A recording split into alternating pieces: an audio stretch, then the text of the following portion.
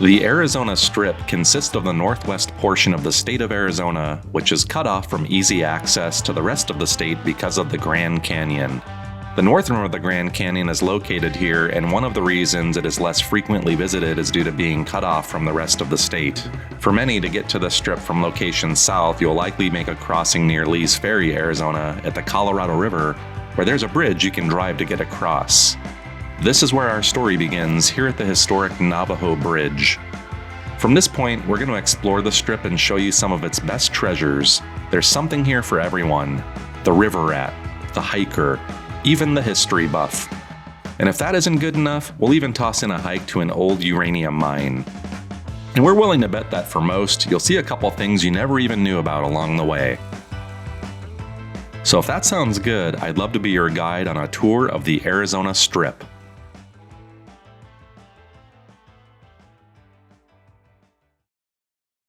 Our episode today begins at one of the few places you can cross over to the Arizona Strip from regions beyond, the historic Navajo Bridge.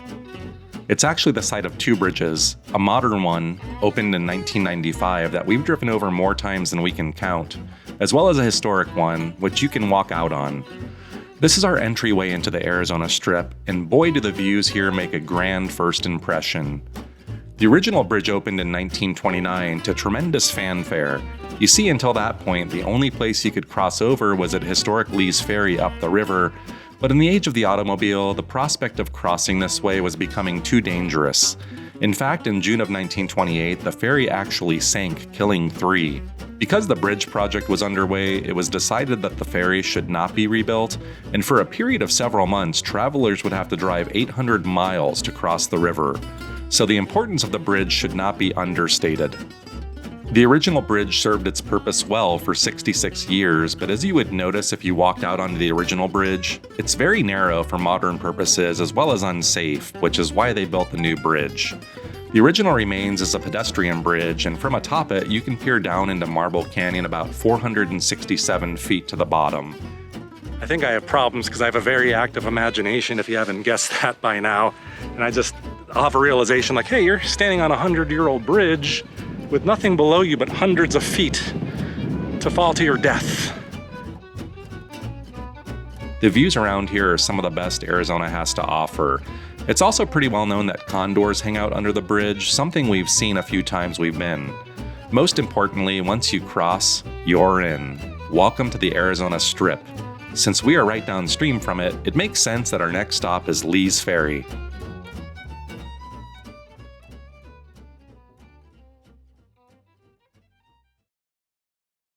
There's a lot to unpack here at Lee's Ferry, and what we're going to show you is but a sampling of all you can do here, but we think some would agree what we'll show you are among the favorites.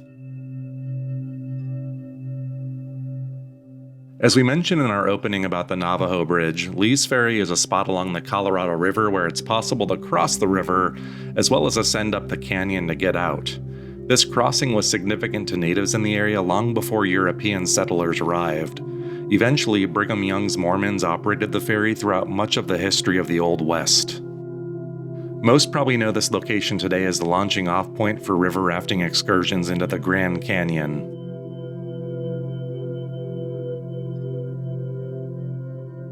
Near the site of the historic crossing, you can explore several remnants of this period of pioneer history.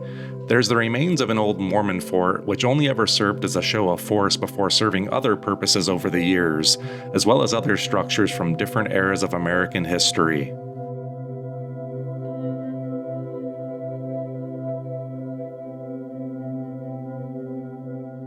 There's even the remains of a Mormon pioneer settlement, a short walk from the banks of the Colorado that we found a pleasure to explore on a hot day.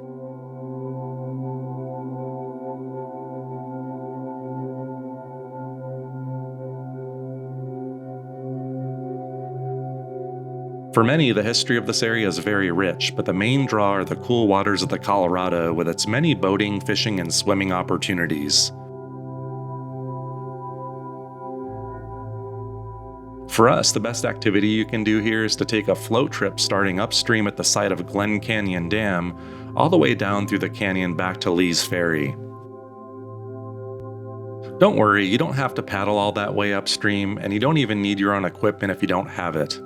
The best way to enjoy this is to pay for a taxi service that will take you and your rented equipment, or in our case, our own boat DIY style, several miles upstream to the site of Glen Canyon Dam. The taxi ride up the canyon is worth it on its own, and there are plenty of companies that take folks up and down if float trips are not your thing. For those who choose to do the float, you'll be dropped off on the banks of the Colorado at a suitable spot, and from there, you're on your own.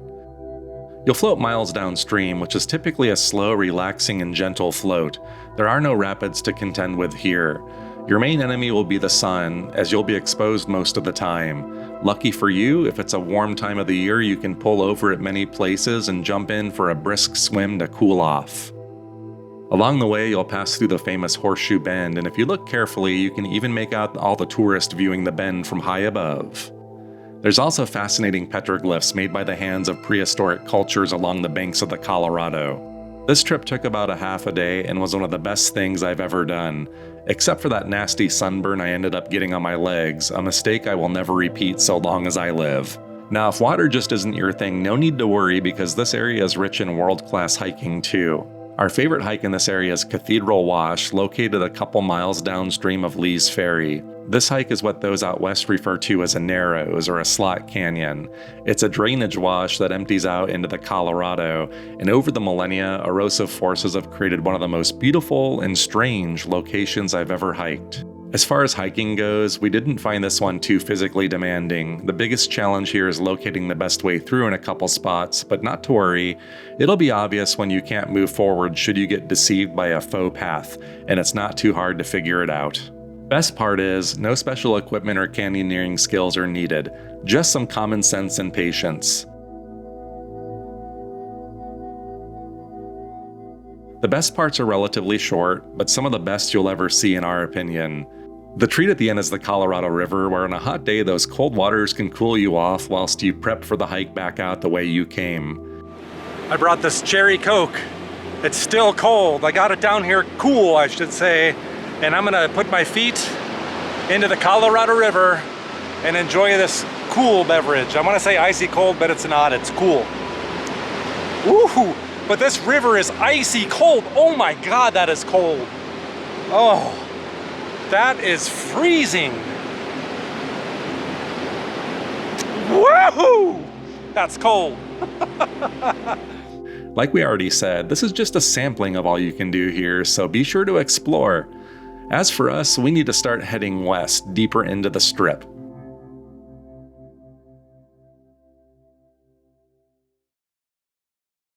Before we get back out to our main road, which is Highway 89A by the way, you can stop and see some strange balanced rocks in the Lee's Ferry area. The area off 89A near Lee's Ferry is a great place to shack up for the night if you need a place to stay before your upcoming float trip. We stayed at a couple places in our visits up there, including Marble Canyon Lodge and Cliff Dwellers. These are both no-frills river rafter spots, so if you're okay with accommodations being a little rough around the edges, these places are great. There's interesting roadside history you can check out too along 89A, like the ruins of the old Cliff Dwellers Lodge. Remember those balanced rocks? They seem to like to build structures around those here.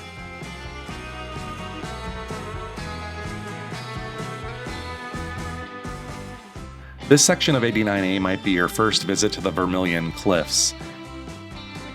These are majestic cliffs that we find are amazing to see in the early morning light. Even though there's much to do and see much deeper within, the route along 89A will provide you with amazing views of these cliffs for much of the drive. Here's a pro tip: if you want something to do off of 89A that gets you a little deeper into those beautiful cliffs, why not take a hike up to an old uranium mine? That's right, a few miles off the road from the Cliff Dwellers Lodge is an easy-to-miss turnout with a trail that will take you high up into the cliffs to see an old mining operation. Up in those hills is the site of the Sun Valley Mine, which operated between 1954 and 1958 during the height of uranium prospecting in the United States. At this site, they also discovered one of the rarest elements in the world, rhenium. This is the only mine on the Colorado Plateau where rhenium was found in uranium deposits. Even if you don't care about mining or that sort of history, the hike up into the cliffs is still worth it for natural beauty alone.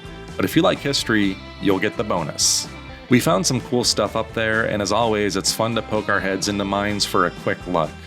All in all, this is a great little hike right off the highway that gets you some face time with the Vermilion Cliffs without having to chance it on dirt roads deeper in the monument.